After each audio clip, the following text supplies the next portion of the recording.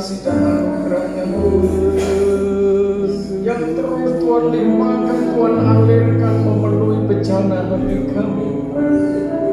Sebagaimana Tuhan percayakan tugas yang sangat mulia di dalam hidup ini, sehingga hidup kami menjadi berkat bagi dunia, menjadi terang bagi dunia, bahkan menyejukkan jiwa-jiwa yang dahaga, jiwa-jiwa yang kering, jiwa-jiwa yang gersang dengan kebenaran firman. Kasih dan anugerah Tuhan terus Tuhan limpahkan, Tuhan nyatakan.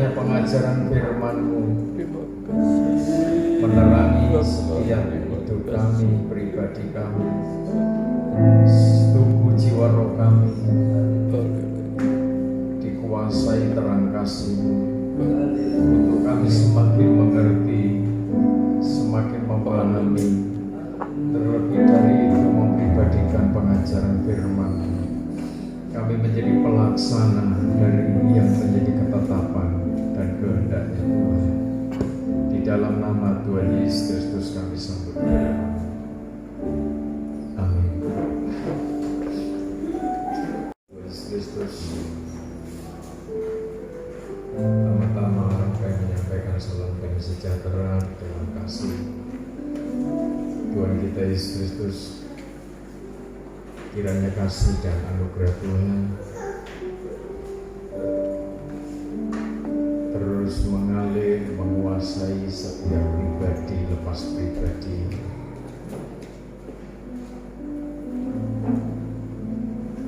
membangun hidup kita, memulihkan hidup kita,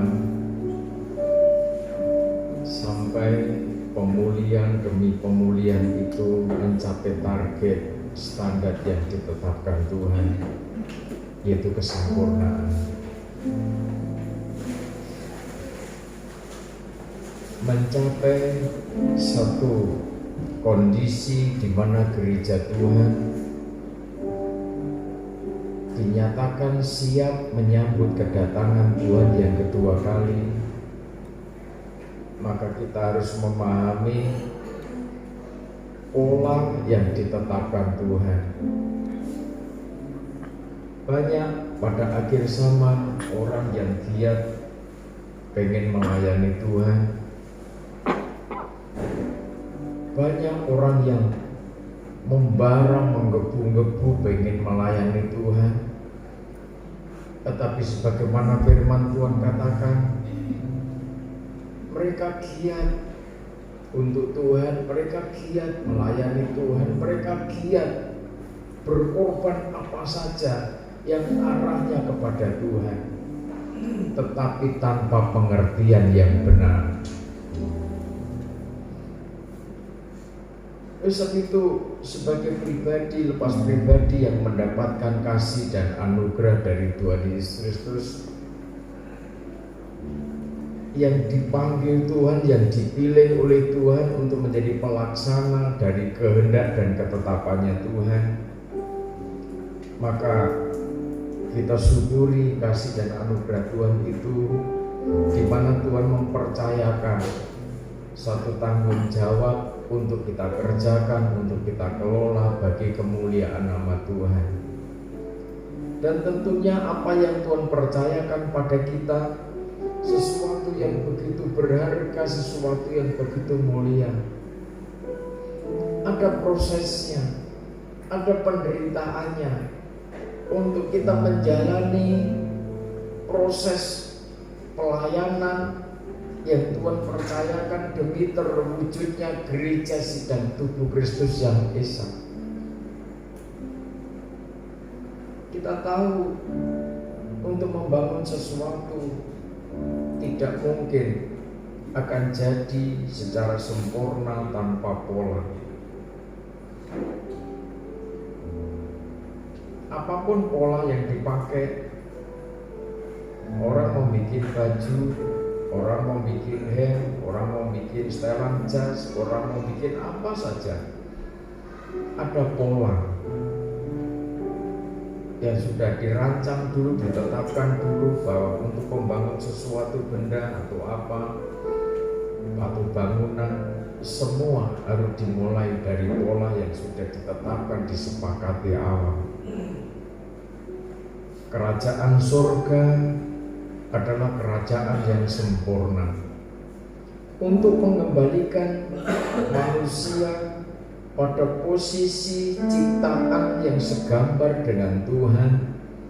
Maka ada pola yang sudah ditetapkan Tuhan, ada pola yang sudah dirancang Tuhan, dan ini yang harus dipakai oleh hamba-hamba Tuhan yang sudah dipilih, ditetapkan dan dipercaya satu tugas misi, mengalirkan kekuatan kasih di bumi. Sebab itu saya berkasih dalam Tuhan, mari kita kembali membaca Markus pasal 16, di mana Tuhan yang sudah memberi contoh bagaimana menjadi seorang hamba yang setia. Dan untuk menjadi seorang hamba yang setia ini, kerajaan surga sudah menetapkan satu alur kronologi bagaimana nanti anak manusia itu datang ke bumi menjadi manusia, menjadi contoh sampai manusia itu nanti kembali pada kesempurnaan, kembali ke tatanya. Ada suka duka yang harus dijalani anak manusia. Bagaimana dia harus menjadi contoh, menjadi hamba yang setia. Dan contoh keteladanan kerajaan surga yang langsung turun ke bumi ini diikuti oleh orang-orang yang mendapat kasih karunia. Mari dibaca Markus pasal 16 mulai ayat pertama. Kebangkitan Yesus, ayat yang pertama. Setelah lewat hari Sabat, Maria Magdalena dan Maria ibu Yakobus serta Salome membeli rempah-rempah untuk pergi ke kubur dan menyaki Yesus. Dan pagi-pagi benar pada hari pertama minggu itu, setelah matahari terbit, pergilah mereka ke kubur. Mereka berkata seorang kepada yang lain, siapa yang akan menggulingkan batu itu bagi kita dari pintu kubur? Tetapi ketika mereka melihat dari dekat, tampaklah batu yang memang sangat besar itu sudah terguling. Lalu mereka masuk ke dalam kubur dan mereka melihat seorang muda yang memakai jubah putih duduk di sebelah kanan. Mereka pun sangat terkejut. Tetapi orang muda itu berkata kepada mereka, jangan takut, kamu mencari Yesus orang Nazaret yang disalibkan itu. Ia telah bangkit. Terus, dia tidak ada di sini. Lihat, ini tempat mereka membaringkan dia. Amin. Sampai di sini. Kita tahu siapa Maria Magdalena, siapa Maria ibu Yakobus, siapa Salome, dan yang lain-lain. Dalam perjalanan misi dari kerajaan Allah turun ke bumi. Proses demi proses, penderitaan demi penderitaan yang dialami anak manusia. Sebutan untuk Sang Mesias. Karena dia raja di atas segala raja, turun ke dunia menjadi manusia. Karena manusia pengen contoh. Sebab kalau manusia tidak dikasih contoh, nanti manusia menjadi berdalih. Lah iya, Tuhan sempurna, enak bikin aturan. Iya, Tuhan kan di surga. Nah, kami manusia itu di bumi penuh penderitaan. Menjawab dari apa yang dipikir manusia dan yang akan dikatakan manusia itu, maka Tuhan turun menjadi manusia, menjalani proses kehidupan sebagaimana manusia adanya. Merasakan lapar, merasakan sakit. Proses demi proses itu dialami, dijalani sedemikian rupa. Dia turun memberi contoh bagaimana menjadi hamba yang setia. Dia turun menjadi contoh bagaimana menjadi anak yang taat pada bapaknya. Perjalanan hidupnya Tuhan Yesus menjadi manusia akhirnya diamati, dilihat, disaksikan oleh orang-orang yang mendapat kasih karunia mengikuti langkah kakinya, termasuk Maria Magdalena, termasuk bundanya sendiri, Bunda Maria, Salome, Yohana, istri Kusa, dan yang lain-lain. Setelah mereka mendapatkan lawatan pribadi, mereka mengalami pemulihan dari keterpurukan ekonomi, dari keterpurukan spiritual, dari keterpurukan keluarga, dari keterpurukan sosial, dari keterpurukan masa depan. Mereka dipulihkan oleh kuasa firman Tuhan itu. Mereka dipulihkan oleh kehadiran seorang hamba yang setia, seorang anak yang taat kepada bapaknya. Setelah mereka dipulihkan dari kondisinya yang pernah dirasuk 7 roh jahat. Orang dirasuk 1 roh jahat saja jahatnya minta ampun. Maria Magdala itu dirasuk, dikuasai 7 setan dari 7 divisi.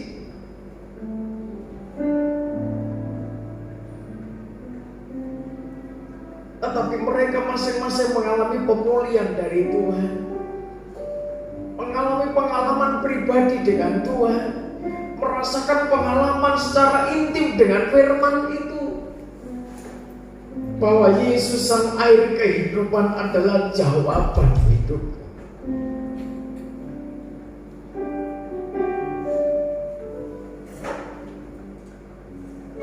Termasuk perempuan Samaria.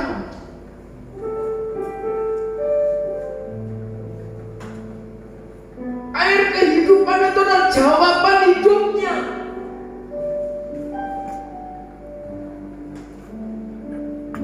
Segampang-gampangnya orang menikmati apa yang ada di bumi, semudah-mudahnya orang mendapatkan kenikmatan yang materi yang ada di bumi ini, tidak akan terpuaskan dan akan selalu kering jiwanya dan selalu haus.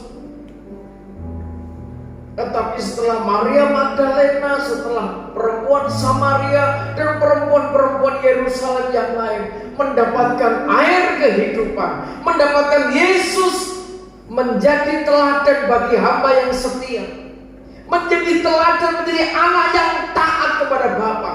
Dari situ perempuan-perempuan Yerusalem ini membentuk tim.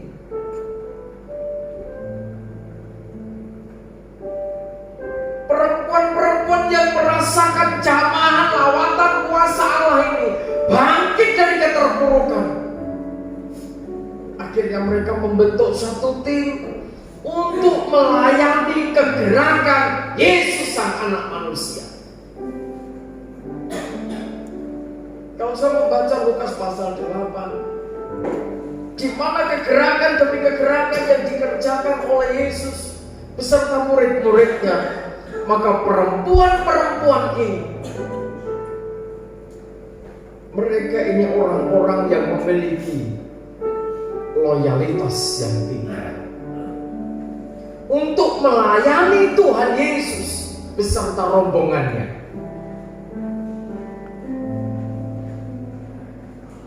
Mereka bukan menjadi pengorban, mereka tidak pengen. Mereka posisi, tahu posisinya.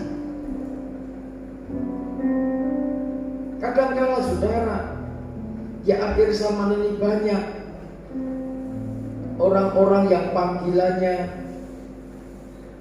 bukan pada posisi sebagai hamba Tuhan,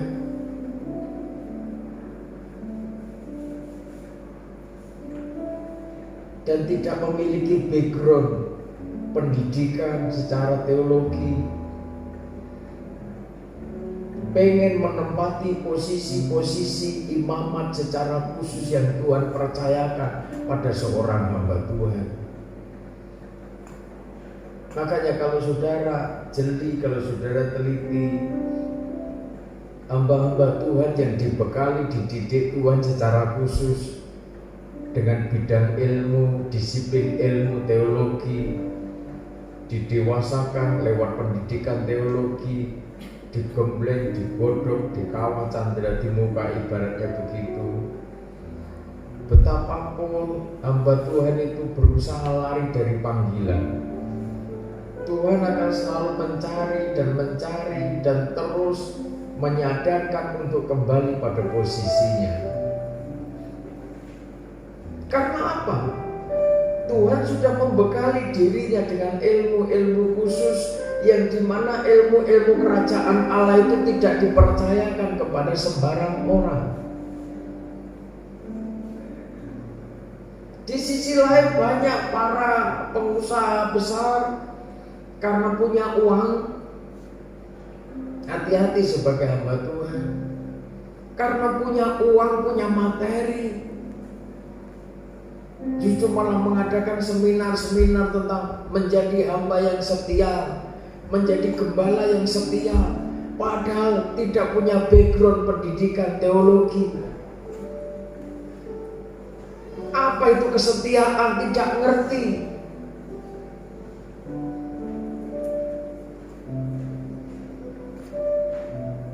Hamba-hamba Tuhan harus duduk mendengarkan seminar tentang kesetiaan seorang gembala. Hati-hati. Saya himbau juga sebagai para pengusaha, sebagai para miliarder mungkin, saudara punya bagian tersendiri dalam bait Allah. Di dalam bait Allah diperlengkapi oleh Tuhan. Ada guru Injil, ada pembuat mukjizat, ada para gembala, ada para full timer secara khusus yang memang mereka speaker-speakernya Tuhan, pembicara-pembicara yang Tuhan percayakan dalam satu tim. Jadi dalam kegerakan demi kegerakan tidak hanya gembala sidang yang harus berbicara, menyampaikan kebenaran firman Tuhan.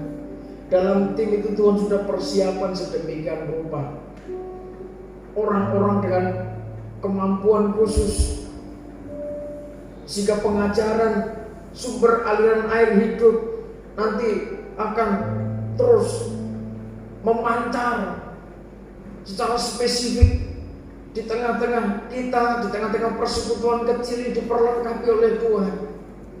Sehingga ketika satu saat mengadakan seminar, masing-masing pribadi ada muatan pengajaran yang sumbernya dari aliran air kehidupan itu secara spesifik, juga semua terberkati.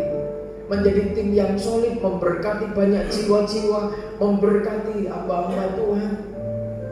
Karena memang sudah punya background, dibekali Tuhan secara spesifik, ditempa Tuhan, dididik Tuhan dalam hal puasa, pengalaman spiritual, dalam hal berpuasa. Tidak hanya sehari, 2 hari, 3 hari.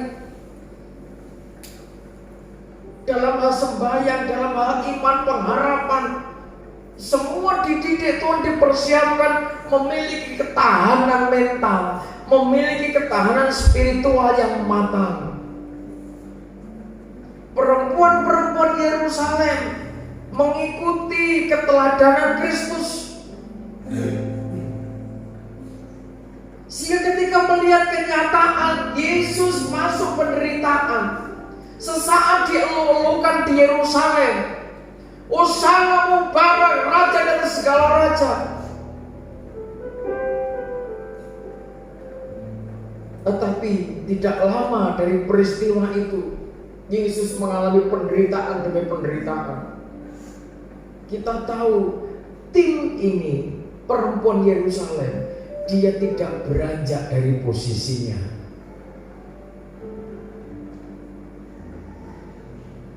Dia belajar setia, menyaksikan, berdoa, menyaksikan betapa dahsyatnya penderitaan salib, sebagaimana firman Tuhan pernah disampaikan oleh Yesus sendiri.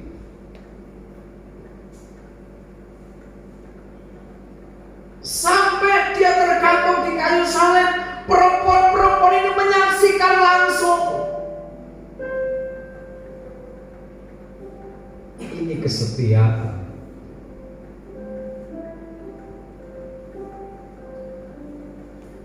Dari mana power yang didapatkan Maria Magdalena dan yang lain beserta timnya ini?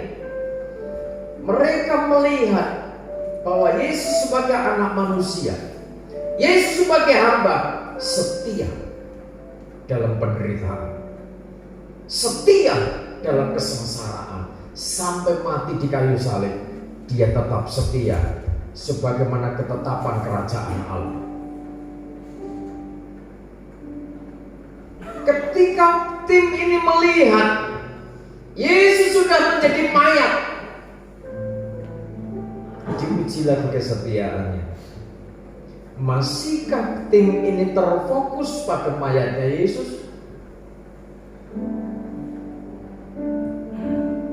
Ternyata ketika Yesus sudah dimakamkan oleh Yusuf, dan Yusuf punya tim juga. Saudara ingat nama Nikodemus, orang-orang itu yang ngurusi mayatnya Yesus, orang-orang yang tidak pernah diperhitungkan dan tidak pernah nongol dalam kegerakan.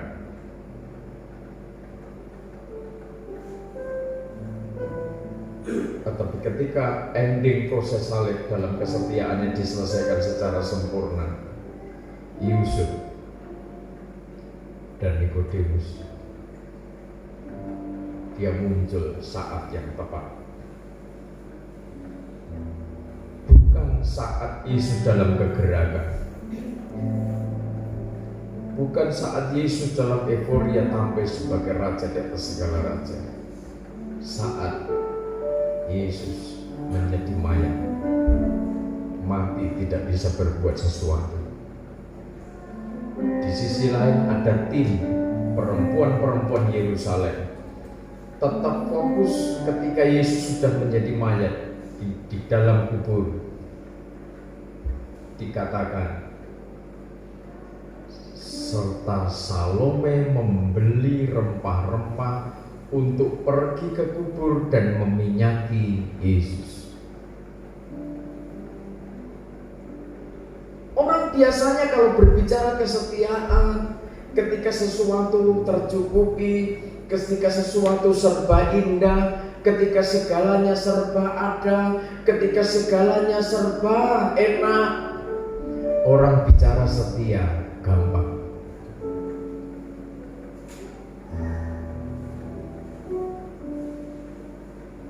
Ketika masalah orang berbicara kesetiaan mudah.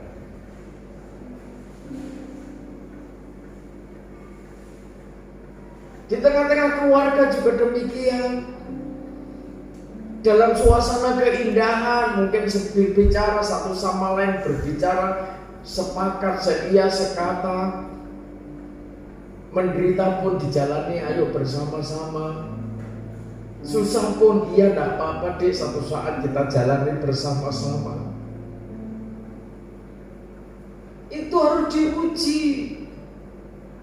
Kasihmu terhadap istri, kasihmu terhadap suami, terhadap anak-anak perlu diuji, dan saudara harus mempertanggungjawabkan bahwa saudara mengasihi dengan setia pada posisimu masing-masing, sebagai istri, sebagai suami, sebagai anak-anak. Orang terlalu mudah berbicara, tetapi bagaimana ketika mempertanggungjawabkan bicaramu itu?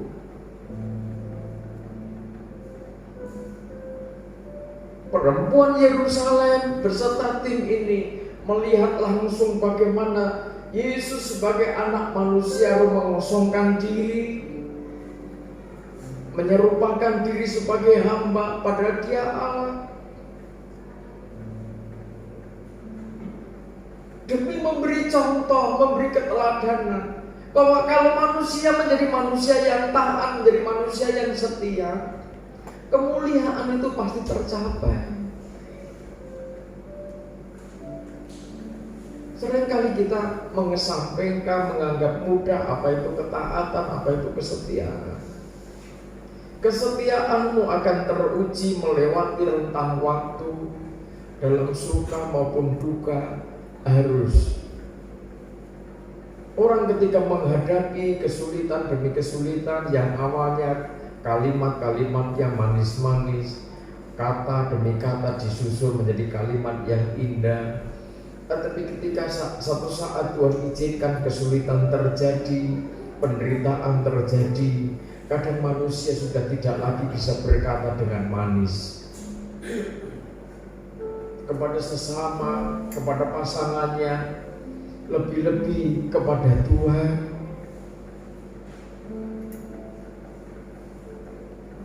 Kita tahu Tuhan itu tidak pernah salah, tapi manusia cenderung terlanjur berbicara tentang yang terjadi, tentang yang dialami dalam hidupnya. Maria Magdalena beserta perempuan-perempuan yang lain terbentuk menjadi tim yang solid. Dalam suka, dalam duka, bahkan ketika menghadapi kematian tubuh Kristus, mereka tetap membeli rempah-rempah dan membawa minyak untuk meminyaki kaki Yesus. Rasanya sulit. Orang memiliki kecintaan, memiliki kasih yang seperti ini.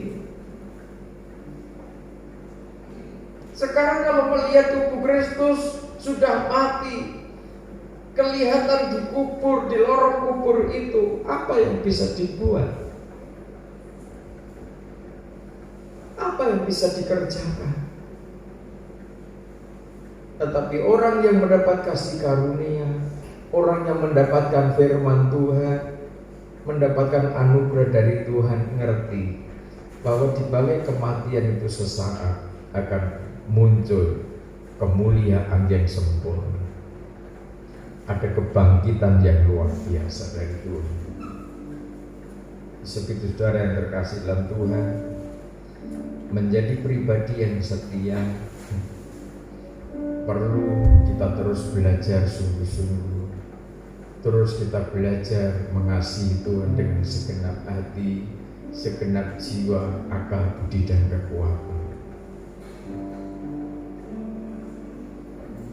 Membentuk tim yang solid seperti ini tidak mudah. Tim ini terbentuk karena hati yang haus dan sudah dipulihkan oleh Tuhan. Dia memahami, mereka anggota tim ini memahami makna kesetiaan. Kesetiaan itu mahal harganya. Ketika Tuhan Yesus menegur murid-murid, ayat 14, Markus pasal 16, langsung ayat 14. Ayat yang ke-14, akhirnya ia menampakkan diri kepada ke-11 orang itu ketika mereka sedang makan. Ya, Dan ia mencela ketidakpercayaan dan kedegilan hati mereka. ya, Oleh karena mereka tidak percaya kepada orang-orang yang telah melihat dia sesudah kebangkitannya. ya, perempuan-perempuan ditugaskan, perempuan-perempuan Yerusalem langsung ditugasi oleh malaikat itu. Saksikan, sampaikan kepada saudara-saudara para murid. Setelah berita tentang bangkitnya Tuhan Yesus itu disampaikan kepada para murid tidak percaya. Padahal para murid ini sudah berulang kali mendengar bahwa sesaat kematian pada hari yang ketiga maka dia bangkit. Para murid mendengar pengajaran itu berulang-ulang. Tetapi kenapa mereka tidak percaya? Dan kedegilan hati mereka. Mereka itu keras hati. Degil itu tidak mau nurut nasihat orang. Degil itu keras kepala, kepala batu. Tidak bisa dinasehati, itu degil. Basa Jawa ndablek. Tahu ndablek kan? Ndablek itu bolak-balik dinasehati, tetapi tidak mau melakukan. Itu ndablek. Ada yang bilang jublek, ndablek. Bolak-balik dinasehati, tetap keras hati. Tidak mau nurut, tidak mau setia, tidak mau taat. Saudara, pelayanan imamat pada akhir zaman diperlukan hamba-hamba yang setia, diperlukan hamba-hamba yang taat, diperlukan hamba-hamba yang mau mengikuti jejak Kristus ini secara setia. Kalau tidak, maka rasanya sulit untuk menggapai kemuliaan yang Tuhan sediakan. Sebab kita ditetapkan bukan hanya untuk percaya, tetapi kita ditetapkan untuk menjadi pelaksana dari firman itu. Saudara yang terkasih dalam Tuhan, menjadi hamba yang setia, menjadi pribadi lepas pribadi yang setia, kita perlu oleh Tuhan sebagai imam yang rajani, bangsa pilihan Tuhan. 1 Petrus pasal 2 ayat 9 mulai.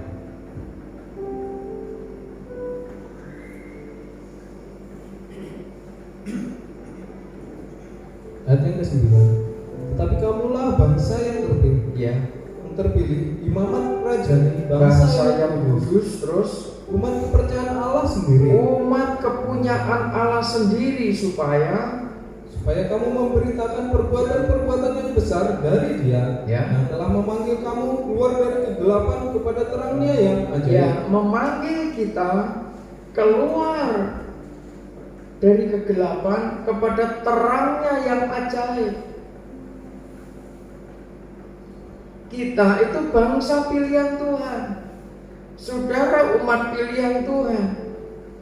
Kamu yang dahulu bukan umat Allah, tetapi yang sekarang telah menjadi umatnya, yang dahulu tidak dikasihani, tetapi sekarang telah beroleh belas kasihan.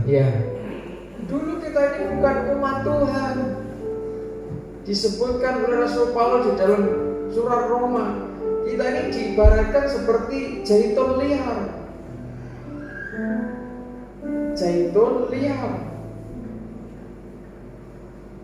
Kalau kita mendapatkan anugerah Tuhan, dipilih oleh Tuhan, menjadi umat Tuhan, Ini adalah kasih karunia. Beroleh belas kasihan dari Tuhan. Bukan karena apa yang kita kerjakan, bukan karena apa yang kita mau. Maka kalau kita merenungkan dari hari ke hari, ketika kita ini sudah mendapatkan anugerah dari Tuhan, mari kita koreksi diri, kita self kontrol apa yang aku buat, apa yang akan kita buat untuk Tuhan. Kalau kita merasakan kasih Tuhan, kita merasakan kuasa Tuhan, apa yang akan kita kerjakan sekarang? Kalau perempuan-perempuan di Yerusalem membentuk tim yang solid dalam kesulitan apapun, mereka pantang menyerah. Ini tim yang solid. Bahkan sekalipun menghadapi kematian, seakan tubuh Kristus yang diharapkan itu memang nyata menjadi mayat, tetapi mereka tetap datang membawa minyak dan rempah-rempah. Tidak mudah membangun tim yang solid. Tidak mudah membentuk tim keluarga yang solid dalam suka duka tetap setia. Orang biasanya bisa bersorak-sorai, bisa happy ketika segala-galanya yaitu menyangkut fasilitas ada di situ. Orang bisa tampak berseri-seri ketika melihat sesuatu selalu ada. Kita katakan keluarganya. Kesetiaan bukan seperti itu. Kesetiaan akan diuji lewat penderitaan. Kesetiaan akan diuji lewat kematian. Masih adakah orang yang setia di balik kematian itu? Ketika di situ masih terdapat tim yang solid, maka Tuhan nyatakan mereka lah orang-orang yang teruji, yang harus merasakan kuasa Tuhan demi kuasa Tuhan itu mengalir, tercurah, menguasai hidupnya, menguasai dirinya. Kurasakan kasih-Mu Tuhan, kurasakan kuasa-Mu Tuhan,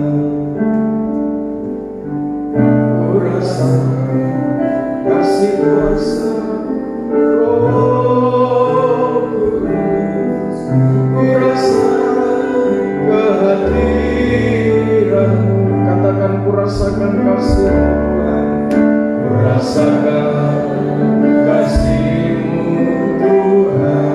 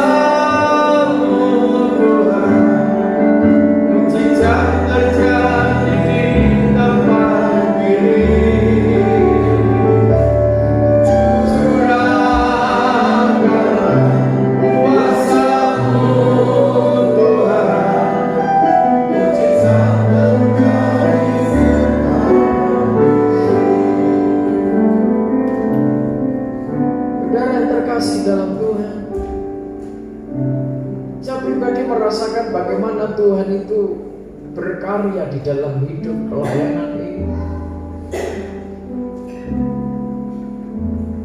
Mulai kemarin pagi saya merasakan sesuatu yang tidak biasa saya alami, dan baru kemarin itu saya merasakan betul-betul tidak berdaya.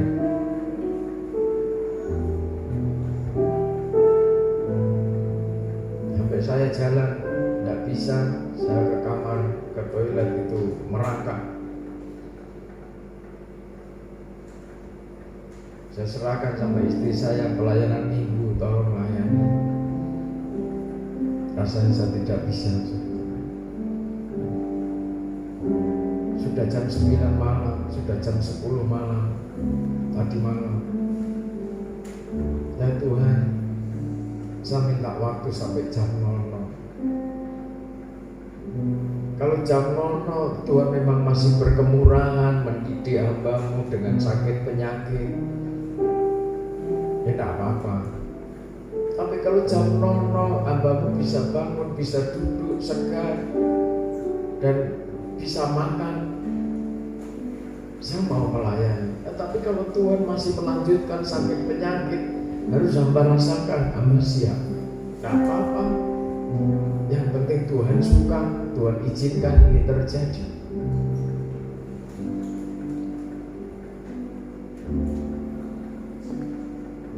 Habis minum, saya bilang sama istri, saya istirahat dulu. Tidak bisa minggir sana, minggir sini, terlelap sesaat. Tepat jam 00 saya duduk.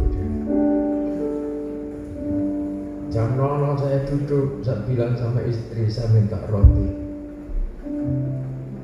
Tapi mau makan, saya mau makan. Saya baru merasakan sebab apa, dari pagi jam 4 dini hari Sabtu pagi itu tumpah-tumpah. Saya minum sedikit tumpah, minum sedikit tumpah, terus disikat habis lambung saya. Ini vertigo berat, munting-munting, kepala ini seperti nancap bumi, diseret. Sudah bisa rasakan, seperti ditancapkan di bumi dan diseret secepat-cepatnya. Aduh, ini dibikin apa ini hidup saya ini? Satu pasang merangkak ke kamar mandi itu saya pegangan erat atau kloset itu. Sebab monting-monting, kalau sampai saya tidak lepas pegangan, saya bisa menghantam lantai, bisa patah. Sampai siang saya masih mual-mual terus. Jam 00 tadi malam saya merasakan kemurahan dari Tuhan, diizinkan pelayanan. Saya sudah diberikan ini, berikan itu, tidak bisa makan. Malam itu saya makan, saya minum, langsung saya doa, saya sembahyang, saya persiapan firman. Saya sudah menyerah sama Tuhan. Kalau Tuhan mau ngasih penyakit yang lebih parah, tidak apa-apa, memang maunya Tuhan begitu, saya gitu kan. Dan banyak teman hamba-hamba Tuhan, para speakernya Tuhan di sekitar saya yang melengkapi pelayanan ini. Tetapi yaitu kemurahan Tuhan, saya merasakan bagaimana saya berapa kali tensi. Ini tolong ditensi ini, jangan tensi saya tinggi banget atau jangan rendah banget, atau jangan mau mati saya bilang. Saya itu sampai waduh, yaudahlah. Cucu saya juga begitu, kakinya sakit, tidak bisa untuk melapak.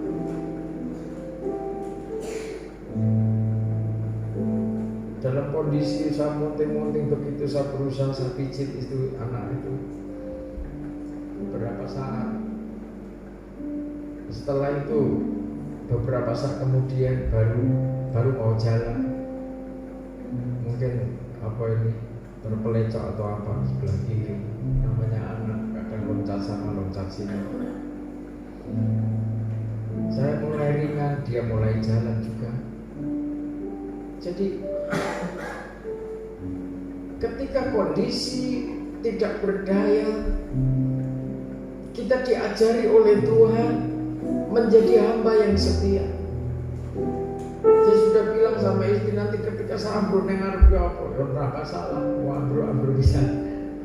Jadi ketika kita tidak berdaya, Tuhan mau kita pada posisi sebagai hamba yang betul-betul mengosongkan diri. Ini Tuhan, biarlah kuasa-Mu yang nyata, kekuatan-Mu yang menjadi nyata di dalam hidup kita.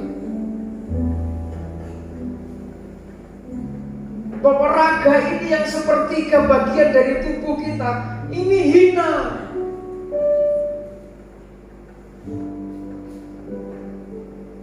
Ketika tidak diisi dengan otoritas kuasa Tuhan, ini debu tidak ada artinya. Kekuatan apapun yang Tuhan percayakan pada kita di bumi ini, semua karena anugerahnya Tuhan, semua karena kasihnya Tuhan.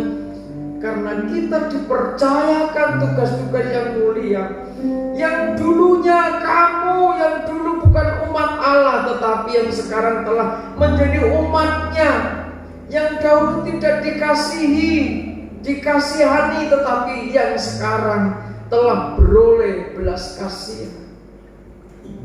Saudara, kita mendapatkan kesempatan untuk melayani Tuhan karena Tuhan berbelas kasihan atas kita. Sebab kita tidak mungkin bisa naik kepada kemuliaan yang sempurna di surga sana. Tetapi Dia yang turun duluan, menuntun kita dari bumi. Dia menuntun kita. Ketika kita dituntunnya, maka kita pasti sampai ke sana. Tanpa kekuatannya yang menuntun kita tidak mungkin bisa masuk ke sana. Itu tujuannya Dia memberi contoh, menjadi hamba yang setia, menjadi anak yang taat. Jadi untuk sampai ke sana itu perlu guide, perlu penuntun. Tidak bisa dengan kekuatan sendiri kita ini melakukan sesuatu. Apapun yang bisa kita kerjakan kelak, ketika Tuhan mempercayakan kita mengelola lembaga, mengelola yayasan sumber aliran air hidup, ada harga yang begitu mahal yang Tuhan percayakan untuk dibayar. Sebagaimana Tuhan sudah memberi contoh, dan keteladannya itu, pengorbanannya itu yang menjadikan kita ini imam yang rajani. Efesus pasal yang kedua. Efesus pasal yang kedua, mulai ayat 8. Ayat yang ke-8. Sebab karena kasih karunia kamu diselamatkan oleh iman. Itu bukan hasil usahamu, tetapi pemberian Allah. Bukan hasil usahamu, tetapi pemberian Allah. Terus, itu bukan hasil pekerjaanmu. Jangan ada orang yang memegahkan diri. Ya, terus, karena kita ini buatan Allah, diciptakan dalam Kristus Yesus untuk melakukan pekerjaan baik yang disiapkan Allah sebelumnya. Ia mau supaya kita hidup di dalamnya. Tuhan mau supaya kita hidup di dalamnya. Di dalam apa? Di dalam pekerjaan yang baik yang dipersiapkan Allah sebelumnya. Jadi saudara dipilih oleh Tuhan menjadi pelayan-pelayan Tuhan, sebagai imam-imamnya Tuhan, untuk melakukan apa yang sudah disiapkan Tuhan, apa yang sudah dirancang oleh Tuhan untuk hidup saudara dikerjakan. Amin. Jadi semua sudah berada pada tatanannya kerajaan Allah. Sesaat kita menghadapi proses penderitaan, sesaat kita menghadapi kematian, seakan-akan bagaimana kita harus bangkit dari keterpurukan mungkin. Bagaimana kita harus bangkit dari kondisi seperti ini mungkin. Sama sebagaimana tim yang datang ke kubur Yesus. Siapa yang akan menggulingkan batu sebesar itu untuk kita? Mereka membayangkan bahkan tim yang ada saja tidak mungkin mampu menggulingkan batu itu. Maria Magdalena tidak sendiri, tapi dengan tim datang ke makam itu. Tetapi ketika mereka terus berjalan, mendekati, dan ketika sudah sampai ke makam itu, penutup kubur itu sudah terbuka. Kita seringkali dihantui rasa kekhawatiran, ketakutan, kecemasan, bertanya-tanya siapa, dari mana, bagaimana caranya keluar dari persoalan ini.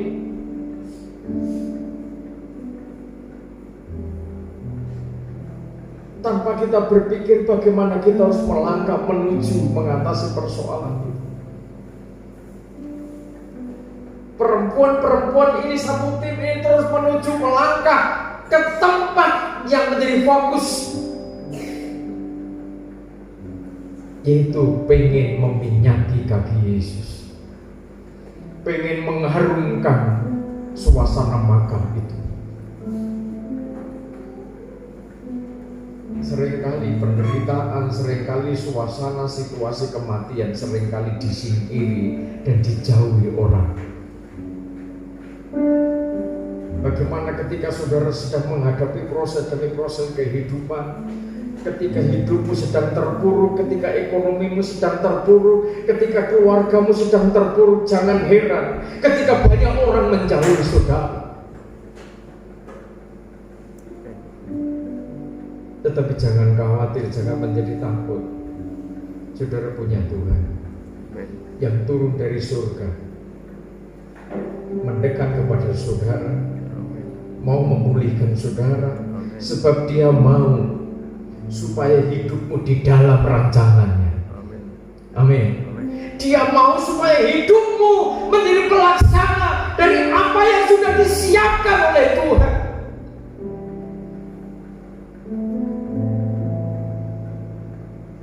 Dan siapa kita, siapa saudara? Justru orang-orang yang gagal itu yang dilawat oleh Tuhan, yang dipercaya oleh Tuhan, yang mau dibebaskan oleh Tuhan dan dipersiapkan untuk terlibat di dalam rancangannya, menjadi hamba yang setia, menjadi hamba yang taat. Tentunya tidak mudah. Saudara akan diperhadapkan, diuji melewati rentang waktu. Pengajaran ini sering dan terus saya akan tekankan kepada saudara, sebagai hamba yang setia perlu diuji. Saudara jangan mengatakan aku setia. Aku setia apapun yang terjadi. Mas, apapun yang terjadi aku setia. Posisimu sebagai suami, sebagai istri, tak bisa sebagai kepala rumah tangga, kepada tubuh yang ada di tengah-tengah rumah tangga akan diuji melewati rentang waktu demi waktu yang ditetapkan Tuhan. Tetapi jangan takut. Ketika saudara mendapatkan itu semua, mendapatkan anugerah dari Tuhan, saudara diberi kuasa. Bukan hasil usahamu, tetapi pemberian Allah. Keluargamu diselamatkan, istri, anakmu, suamimu diselamatkan karena pemberian Allah. Ada kuasa yang tidak terbatas itu, sehingga saudara tetap setia. Ada kekuatan yang sempurna dari surga untuk saudara tetap setia dalam posisi tahbisanmu masing-masing. Bersyukur saudara mendapatkan anugerah dari Tuhan.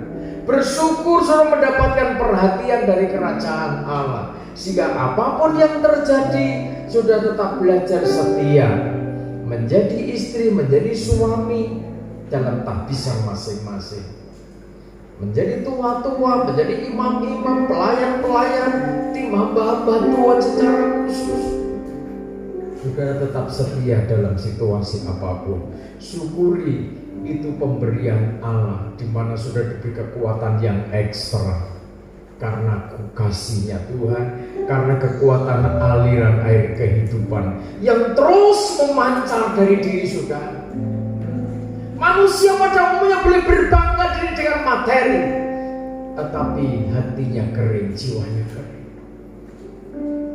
Dimulai dari firman yang memancar dari diri saudara, segala sesuatunya menjadi ada. Amin.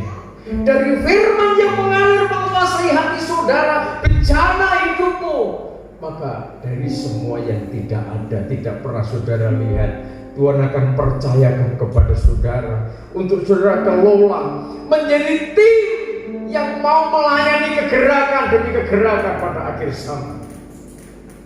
Saudara dipercaya modal besar, mendapatkan anugerah yang tidak ada taranya. Belajar bersyukur dan tetap menjadi hamba yang setia. Kekuatan di hidupku kudapat di dalam Yesus. Dia tak pernah tinggalkanku dan dia setia menopangku. Haleluya Yesus.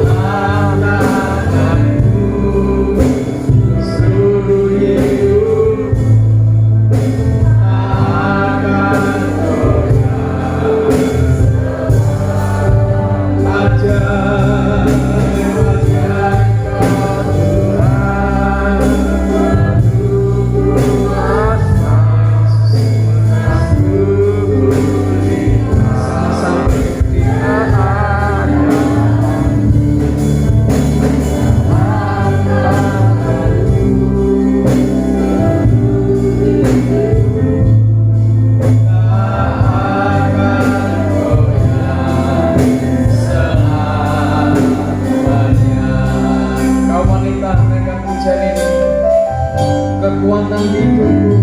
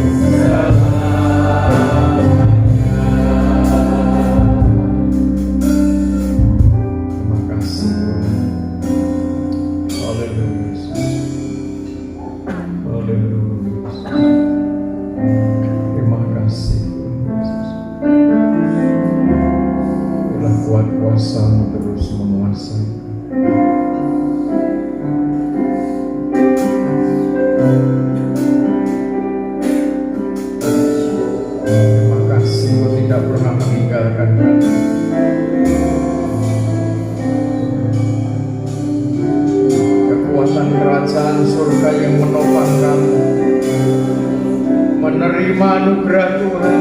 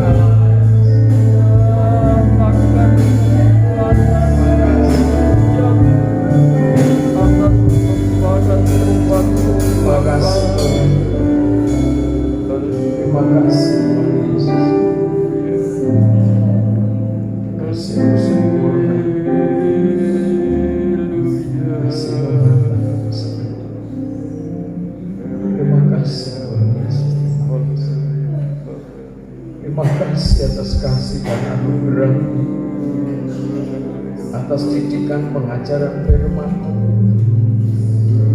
untuk kami terus tampil sebagai hamba-hamba yang setia, pelayan-pelayan yang setia dalam kondisi situasi apapun. Kami percaya dalam situasi apapun, kondisi apapun,